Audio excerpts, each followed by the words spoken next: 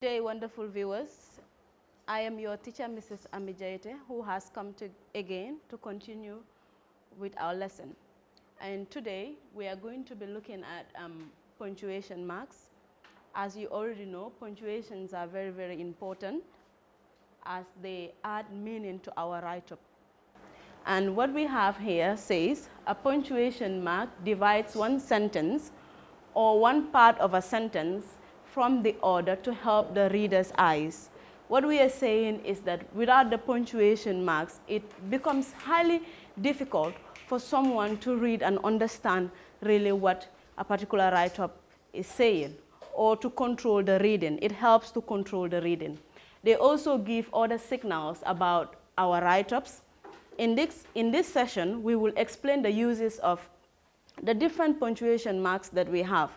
You're going to have the opportunity to see the different punctuation marks that we have and their usage in English language. There are different types of punctuation, and we are going to start with a full stop. Full stop is otherwise called a period. Now, a full stop or a period is used after a declarative or imperative sentence. Examples are below. She went to the office is a declarative sentence. She went to the office. So at the end of a declarative sentence, we are supposed to have a full stop there. Example B, close the door, please. That is an imperative sentence. Under imperative sentences, we have the positive imperative and we have the negative imperative. Now, close the door is a positive imperative. So we are supposed to have a full stop at the end of the please. C, I saw your sister yesterday is a declarative sentence, and at the end of the sentence, we are supposed to have a full stop. Example D, wait me outside. Wait me outside is a negative imperative sentence that is also supposed to have a full stop at the end. So you should understand that punctuation mark, that is the full stop, comes after a declarative sentence and comes after an imperative sentence, be it negative or positive. The full stop or period is used after abbreviations and initials. It is used after abbreviated words and also used after initials. Example, MA, which is all supposed to be capitalized because it stands for something else. The MA, which means the Master of Arts, you are expected to have a period that is a full stop in between the M and the A. Also, HE, which means His Excellency, which is all supposed to be capitalized. Then between the H and the E, there is supposed to be a full stop there.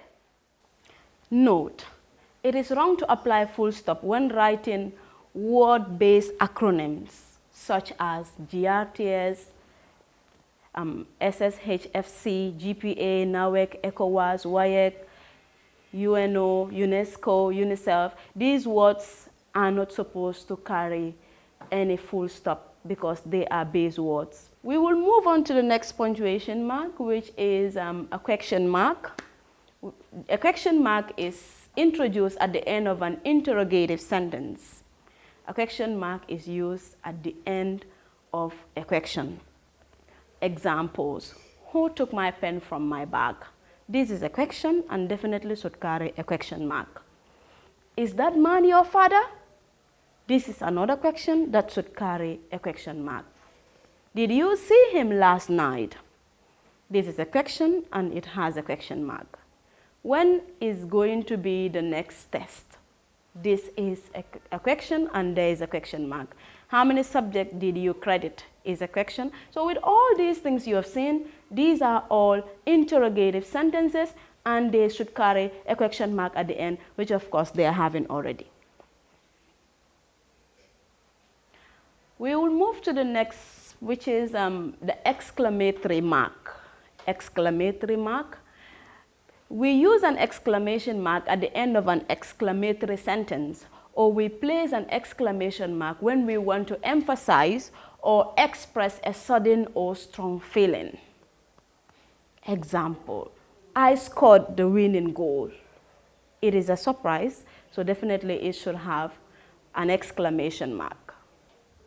B, bravo, you scored the winning point. These are supposed to have what? Exclamation marks.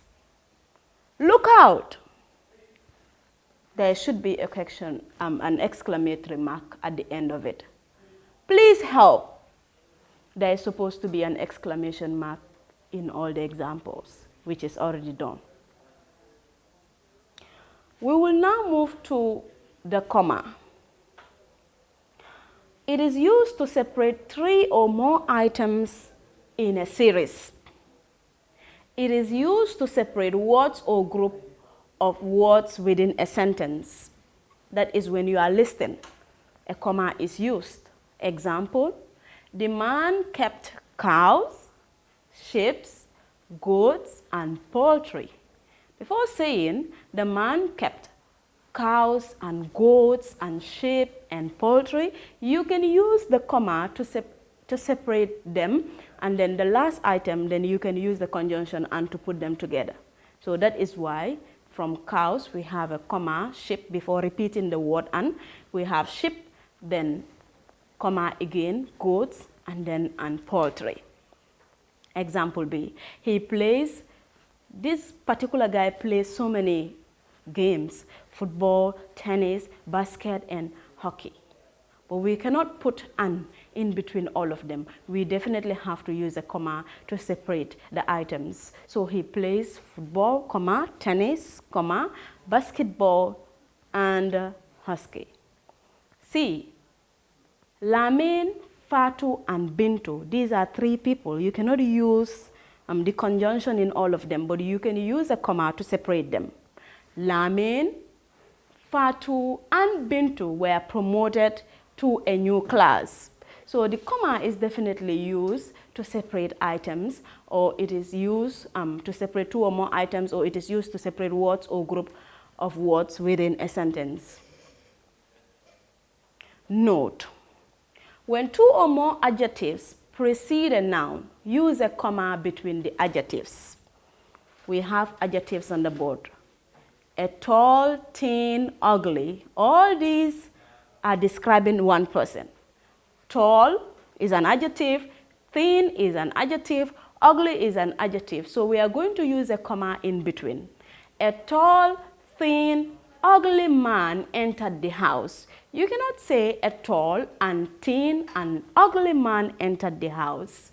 But you can say a tall with a pause, thin with a pause, that is the comma, ugly man entered the house, then period. B, Mr. Lamin is a tall, quiet, handsome man. Mr. Lamin is tall, comma, not only tall, quiet, comma, not only quiet, but also a handsome man. So we can use a comma to separate the adjectives that are used in the statement. C, the wind damaged the weak, white, oval building along our street. These are also adjectives, weak, white, oval building, but we can use a comma to separate these adjectives in the sentence. Colon. A colon. We use a colon for the following: to separate a list of items from an introductory statement. We use a colon to separate a list of items from an introductory statement. We also use a colon to introduce a quotation from an actual speech or from a book. Example, a set box contain, we have a colon because we are coming to list the items that are found in the set box. A set box contains a pencil, a pair of compasses, a protractor, a ruler, and eraser. So all these can be found in a set box. So we use a colon to list out the things that are supposed to be found in the set box. Again, the days for studying are as follows, because you are coming to list them. So the colon has to be there. Mondays, Thursdays, Fridays, and Saturdays. So you can see all of the above examples that I have mentioned, that we use colons to separate a list of items from an introductory statement. After saying something, you use a colon to introduce what actually you want to bring in. And also to introduce a quotation from an actual speech or from a book. From colon, we now move on to the semicolon. This is another punctuation. Now we say that we use the semicolon to separate related independent clauses that are not formed by a coordinating conjunction. We watch the door. Example, we watched the door, no one came in. Conjunctions are supposed to be used there. As it says, we use the semicolon to separate related independent clauses. These are all two clauses that are put together. But now we are using the semicolon to form a coordinating conjunction. Instead of putting a coordinating conjunction there, we can use the semicolon instead of it.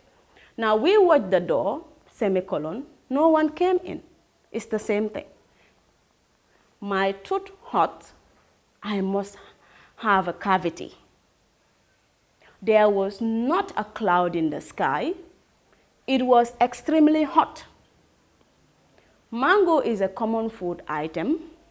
It is loved by everybody. So you can use a semicolon to put in place of a coordinating conjunction there, so it can serve as a serve also the role of a coordinating conjunction wherein two sentences are brought together. We use the quotation mark of inverted commas. This is another punctuation called quotation mark, otherwise called inverted commas. Now, a quotation marks are used to show that you are quoting someone directly. They are usually introduced in pairs. When you do this, it has to end with this. They are usually introduced in pairs before and after words of direct speech. What we are saying is that these are not your exact words, but you use quotation when you are directly quoting from someone. And when you are quoting, you need not to add any of your words there. As you are quoting directly from someone, you don't need to add or you don't need to also subtract. Example, every student is going to be offered a scholarship. You are quoting, so this sign has to be there and it has to be end with this other sign. So we use quotation marks when we are quoting. Every student is going to be offered a scholarship declared by the president. What we are saying is that this is not a speech from no other person but the president. So when we are quoting, we need to put the two quotation marks there.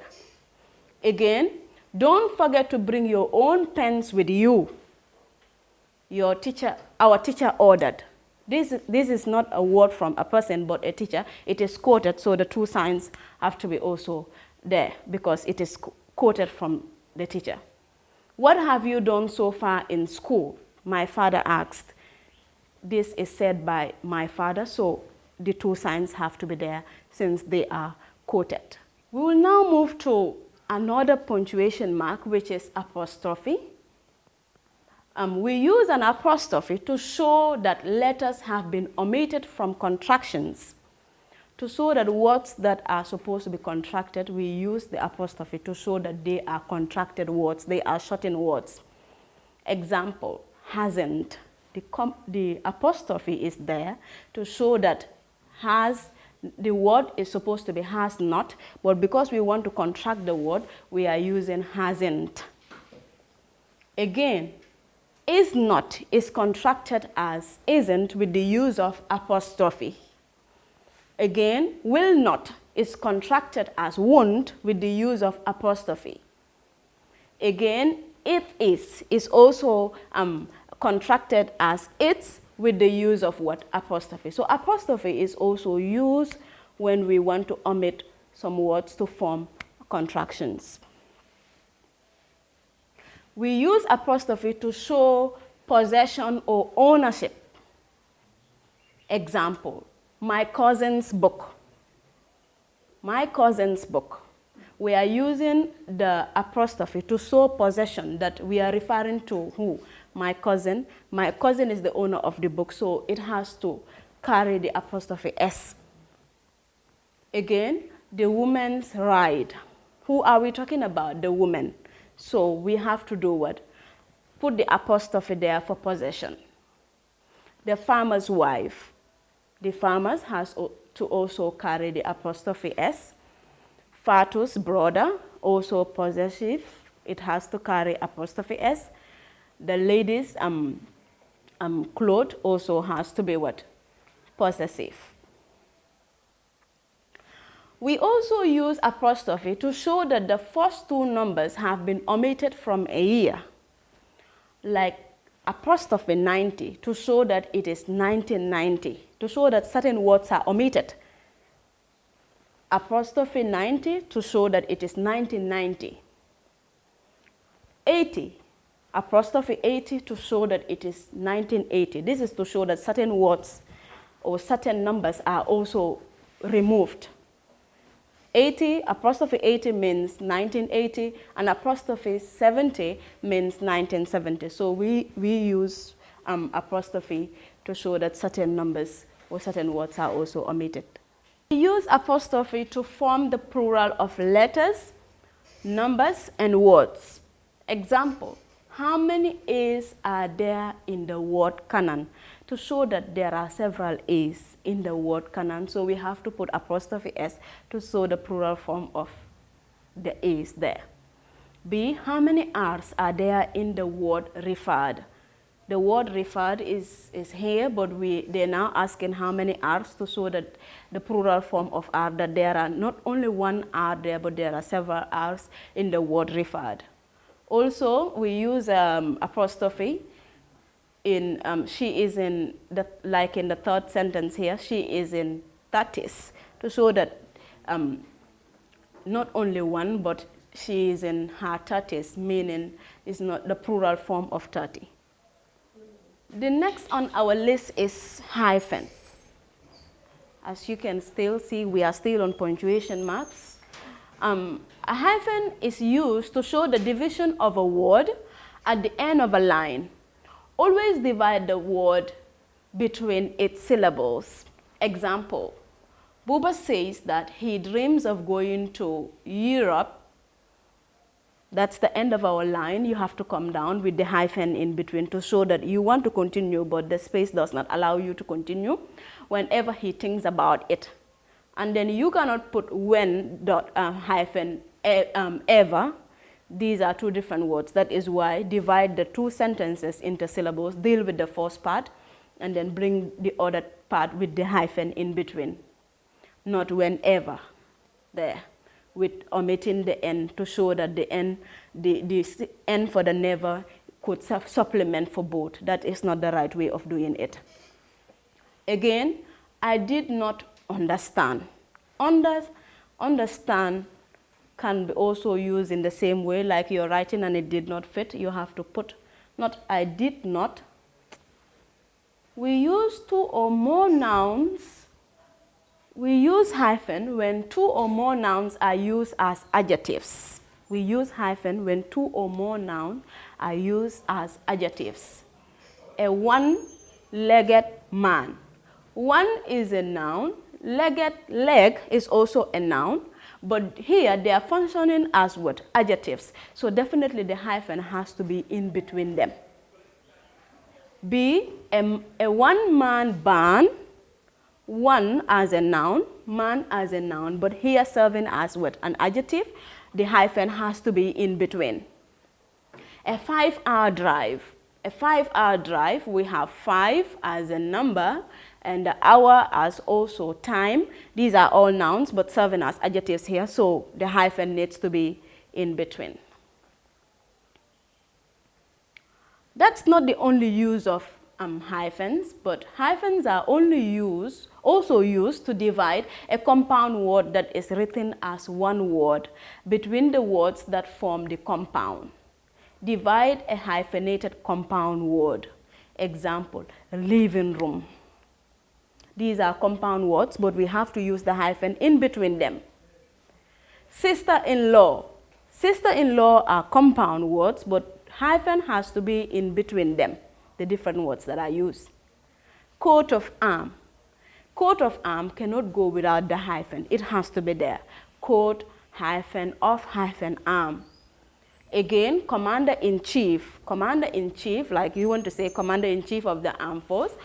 Commander has to end with a hyphen, and also between the in and the chief there is supposed to be a hyphen. Also school child, there is supposed to be hyphenated, because these are all examples of what? Compound words. Also, we use a hyphen to separate compound numbers. When writing compound numbers, those are two or more numbers put together, we need to put a hyphen in between them. 21 is a compound number, so it needs to be hyphenated. 96 is a compound number, it needs to be hyphenated. 52 is a compound number, it needs to be hyphenated. 73 needs to be hyphenated because it is a compound number. So we also use hyphens when separating compound numbers. We also use hyphens after the prefix all, ex, self, co, etc. After these words, after these prefixes, we use hyphen in between them and whatever word that is coming. So all state, like all state needs to be hyphenated. Ex-president needs to be hyphenated. Self-discipline needs to be hyphenated. Co-education needs to be hyphenated. These words cannot be put together, and these words cannot be separated without the hyphen. From hyphens, we now have to move to capital letters. This is another important part. As students or writers always have a problem of what? Capitalization. So stay tuned to understand more about capital letters and their usage. It says capital letters are very important in punctuation, especially as they indicate the beginning of a sentence. They have numerous functions, which include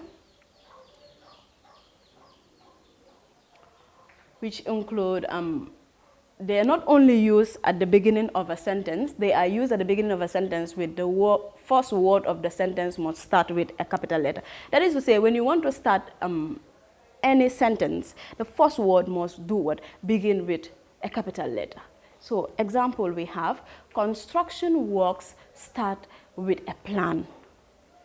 Since this is an idea, that is construction work, it begins with the word construction. The C has to be capital. Construction work start with a plan, so the C has to be capital. If you are writing anything, the beginning of the word, the first letter of that particular word is supposed to be what? Capitalized. Again, the match ended in a defeat for England.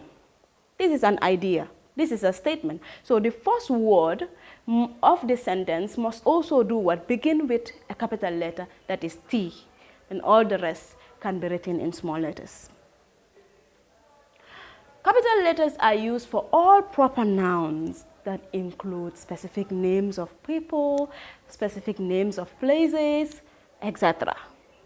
So capital letters are used for all proper nouns and proper adjectives such as name of places, persons, and things. Example, they took the car to Banjo. As you can see the statement, the T has to be capital because I told you the first word of the sentence must begin with a capital letter. The first word of the sentence must begin with a capital letter, but Banjul here is a specific name of a place, so definitely all proper nouns are supposed to be what? Capitalized. That is why the Banjul is in red to show you that it has to be capital. C, Nigeria is a big country. Nigeria is a specific name of a country which is also a proper noun.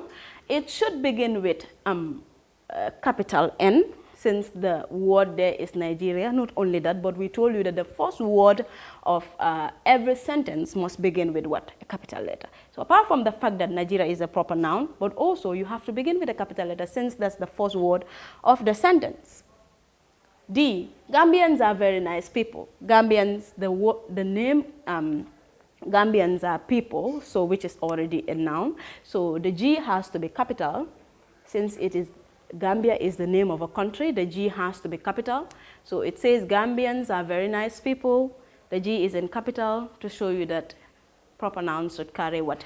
The first letter should be G. Yeah. Capital letters are used on the first word of a direct quotation. If you are quoting the first word, remember what we said about quotations, that these are speeches from people that are directly quoted. Now, the first word of every quotation that should be capitalized. That is, he opened the door and called out, "Is anybody there?" Is anybody there is the quoted word, so the I for that is should be capitalized. Again, the members of his class all shouted, "Welcome back, Fatu." Welcome back, Fatu is the quoted word, so definitely the welcome, that is the W, has to be capitalized, and then the F, since we said that proper nouns are supposed to carry capital letters, the F has to also follow the same rule. Okay? Capital letters are used for all titles applied to person or group of persons. Example, our president met the Egyptian president. The rule says the beginning of every sentence should be capitalized. That is why the O for the R is capitalized. Now the Egyptian president is a title of a person. So Egyptian should carry the capital and president should also carry capital. Professor Carr. These are all proper nouns. Professor Carr, professor there is a title. So Professor Carr, the Carr there is a specific name. So the P and the K has to be what? Capitalized. Came to the fair. General Yankuba led the Gambian president to inspect the guard of honor. General is a title, Yankuba is a name, and Gambian president is a title. So General, the G, the Y, the G, and the P are all capitalized. Again, capital letters are used for names of languages, religion, races, and nationalities. Example, I am a Gambian. I am a Gambian. Nationality. The G has to be what? Capitalized. B, Islam and Christianity, which talks about religion, they are supposed to be what? Capitalized. Islam and Christianity, that is why the I and the C are capitalized. Also the I to show that it is the beginning of the sentence and definitely has to be capitalized. Again, black and white, we are talking about what? Race or color.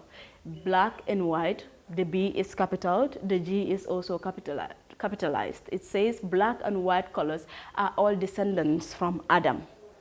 The English and French are both European languages. English also talks about language. English and French, they are all languages and they're supposed to carry what? The capital letter. So English and French are both European language. The E, the F, the E in English, the F in French, and the E in European are all capitalized, which should happen. Not only that, capital letters are used for names of months, days of the week, and holidays. That we're still showing you how capital letters are supposed to be used, and you are supposed to apply them in any write-up. So the president will travel to London on Monday.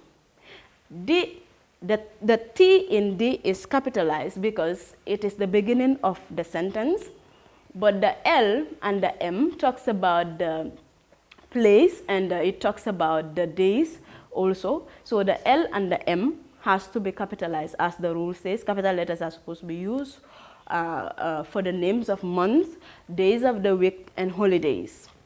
B, winter always starts in December.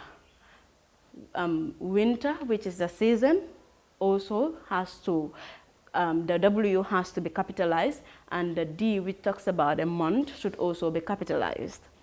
Also, I will come during the Easter. I, because it is the beginning of the sentence, has to be capitalized, and Easter, which is a holiday, should also be capitalized. So this is the rule that you should follow. We are going to look at the class work first that we will do, and it says punctuate the following statements. Hasn't, remember, these are all that we have done, we have discussed, so it's just a matter of reflecting on what has already been done. Hasn't, they are asking us to punctuate it. Hasn't cannot stand alone there without being punctuated. The word is has not, but it has been contracted to hasn't, so you are now asked to punctuate it. And when you're punctuating it, which punctuation mark do you use there? Has not. Apostrophe. Apostrophe is supposed to be used to contract the word has not. Again, has not will be contracted with the use of apostrophe to hasn't. Again, isn't. The same apostrophe is supposed to be used. The word is not, but contracted to isn't, but the word there isn't complete without the apostrophe. So the apostrophe is the right answer there. Again, won't, as in will not. We want to contract the word will not. Then it gives us won't, but this won't cannot stand as a word. It has no meaning. It has to be contracted with the use of what? Apostrophe again. For it is contracted as its. Apostrophe is going to be used there as a possessive form, as in its. 5, who took my pen from my bag? This is a question, an interrogative question, and all questions are supposed to carry what? Question mark at the end. Is that man your father? This is also an interrogative statement, and it's supposed to carry what? A question mark, because it is a question. Again, did you see him last night? Is another question. It should carry what? A question mark at the end. Another task in front of us here. And the instruction is saying that we correctly capitalize and punctuate the following statements, asking for 2 things. Capitalize where necessary and punctuate where appropriate. So we're going to start with the first statement here. It says Dakar is the capital of Senegal. The D is already capitalized, so we don't have a problem with it. But Senegal needs to be, there is a problem with Senegal. The S needs to be capitalized since it is a specific name of a place. So the S has to be capitalized, and it should carry a period at the end of the declarative sentence. So the only adjustment we need to do with the first one is to change the small s of Senegal to capital S and put a full stop at the end of it, so that we can have a correct punctuated statement with a correct capitalized statement. We will move on to number 2. Next Monday will mark the end of January.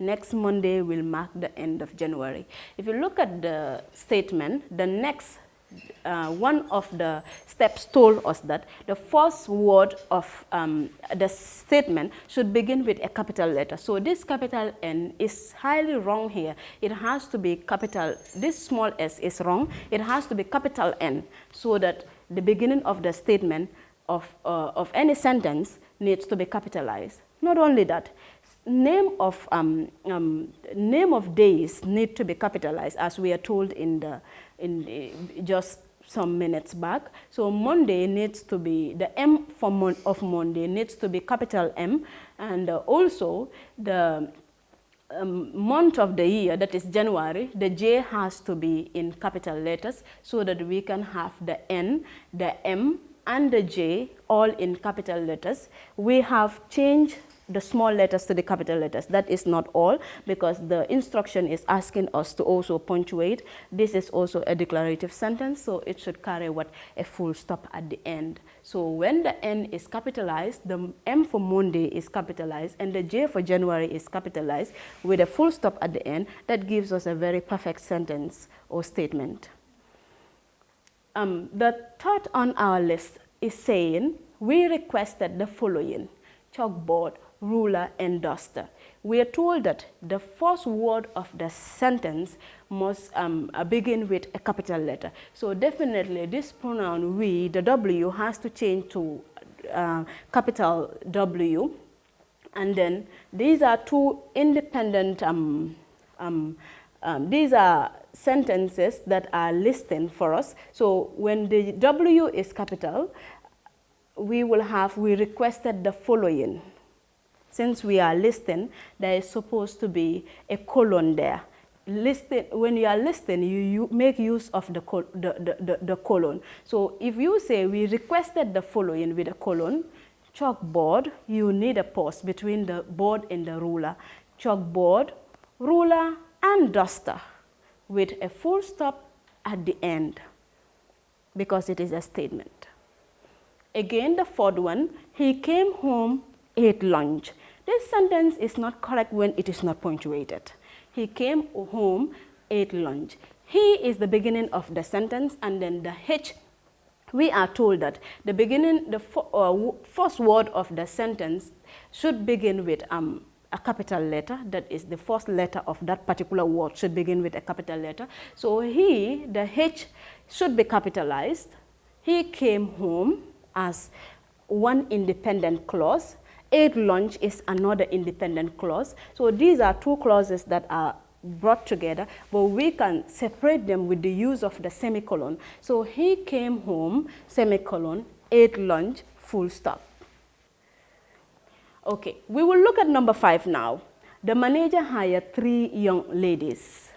The T as the first letter of the first word, the T has to be capitalized. The manager hired 3 young ladies. We are told that when adjectives and nouns are put together, we are supposed to put a hyphen in between them. So the manager hired 3 young ladies. 3 and young cannot be just read like that. There is supposed to be a mark, punctuation mark in between them, and the punctuation mark there is a hyphen. 3 young, then we have a full stop at the end. So looking at these examples, I hope with the answers we are given, we have cleared your doubt about capitalization and punctuations. We have an assignment for you before taking a leave of you, and the assignment is to write down 5 sentences which can take the following punctuation mark: full stop, comma, and hyphen. You are supposed to make best use of this. You are supposed to create 5 sentences using these punctuation marks. 5 sentences for full stop, for comma, and for hyphens. Try to do them because they will strengthen your understanding about punctuation marks, which will further help you in whatever letter or essay or whatever that you want to write in the future. This takes us to the end of the lesson today. I hope you have really understood what is treated today, that is punctuation marks. As most students, when their write-ups are marked, they tend to score low grades in their essays or in their letters, and most of them have those low marks because of the punctuations, because their works are not properly punctuated. But with this, I believe that your doubts or your understanding of punctuation mark is strengthened, which you will further use in whatever writings that you are doing. Please follow the lessons and stay put at home. Follow the instructions that are put in place. Wash your hands always with clean water. Use sanitizers, and together we can fight the coronavirus. Thank you.